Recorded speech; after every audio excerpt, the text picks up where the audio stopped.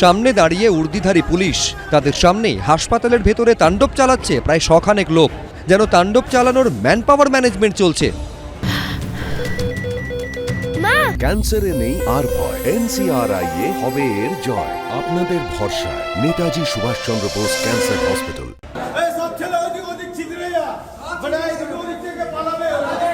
বেহালার Vidyasagar state general হাসপাতালের এই ছবি ফের একবার প্রশ্ন তুলে দিয়েছে চিকিৎসক, নার্স এবং স্বাস্থ্যকর্মীদের নিরাপত্তা নিয়ে। এই যে হাসপাতালের মধ্যে যে ইমার্জেন্সি ওয়ার্ডে যাওয়ার একটা রাস্তা রয়েছে এবং এটা হচ্ছে যারা ভিজিটার আসেন তাদের ঢোকার যে গেট, সেই গেটে যে কাঁচ, সেই কাঁচ সম্পূর্ণ ভেঙে দেওয়া হয়। এমনকি ইমার্জেন্সি ওয়ার্ডের ভেতরে যে অবজারভেশন ওয়ার্ড রয়েছে তার ভেতরে গিয়ে সেখানে উপস্থিত যারা স্বাস্থ্যকর্মী, নার্সিং স্টাফ তাদের উপরে চড়াও হওয়ার মতো ঘটনা ঘটে বলে অভিযোগ। যে দাবিতে দিনের পর দিন আন্দোলন ও অনশন চালিয়ে গিয়েছেন জুনিয়র ডাক্তাররা। দাবি আদায় করতে ছুটে গিয়েছেন সরকারের দুয়ারে, কিন্তু কিছুতেই বন্ধ হয়নি সরকারি হাসপাতালে ঢুকে হামলার ঘটনা। সে সাগর দত্ত মেডিকেলই হোক বা মালদার ব্লক হাসপাতাল। আর এবার হাসপাতালে শৌচাগারে ঢুকিয়ে নার্সকে মারধরের মতন ঘটনা ঘটে গেল বেহালার হাসপাতালে। আমরা তো এটা বুঝতে পারছি না যে চাকরি করতে এসে প্রতিদিন কেন নিগৃহীত হতে হবে, অন্যান্য লোকদের দ্বারা কেন নিগৃহীত হতে হবে। সেখানে যা করার সেটা নিশ্চয়ই করা হয়েছে, এরপরে দেখা হোক তার কি হয়েছিল, কেন এই দুর্ঘটনা ঘটলো। কিন্তু তার সমাধান তো এটা নয় যে ডাক্তার, নার্স, স্বাস্থ্যকর্মী সবাইকে পিটিয়ে আমরা বেরিয়ে গেলাম।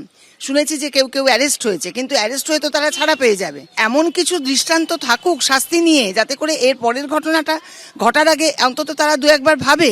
একজন সিস্টার তিনি আক্রান্ত হন, পুলিশ কর্মীও ছিলেন, যদিও কোনো মহিলা পুলিশ কর্মী ছিলেন না, এবং তারপরে তিনি কোনো রকমে এদের হাতে মার খেতে খেতে বাথরুমের ভিতরে ঢুকে নিজের জীবন বাঁচান। প্রায় 3-3.5 ঘন্টা সময় পাওয়ার পরেও চিকিৎসক, স্বাস্থ্যকর্মীদেরকে শারীরিকভাবে আক্রান্ত হওয়া এবং হাসপাতালে ভাঙচুর করাটাকে আটকানোর জন্য যে উপযুক্ত ব্যবস্থা, সেটা যে পুলিশ প্রশাসন থেকে আমরা পাইনি।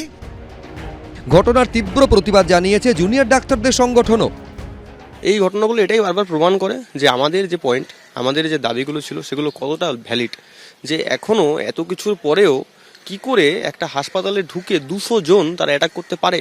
তাহলে সরকার বা আমাদের এই যে রাজ্য সরকার, মুখ্যমন্ত্রী যারা যে এত বারবার করে বলছে যে আমরা নিরাপত্তা দিচ্ছি, আমরা পুলিশ বাড়াচ্ছি, তার প্র্যাকটিক্যাল ইমপ্লিমেন্টেশনটা কোথায়?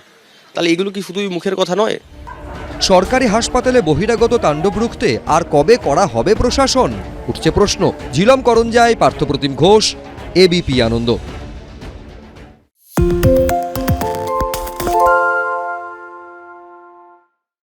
সত্য অন্তহীন, সত্যের খোঁজও তাই, সত্য সন্ধানে তাই আমরা অক্লান্ত, অকুতভয়। এবিপি আনন্দ নতুন ভাবনার প্রতীক, যা মনে মুক্ত, তথ্যে যুক্ত এবং যাবতীয় সীমানার বাঁধন থেকে মুক্ত।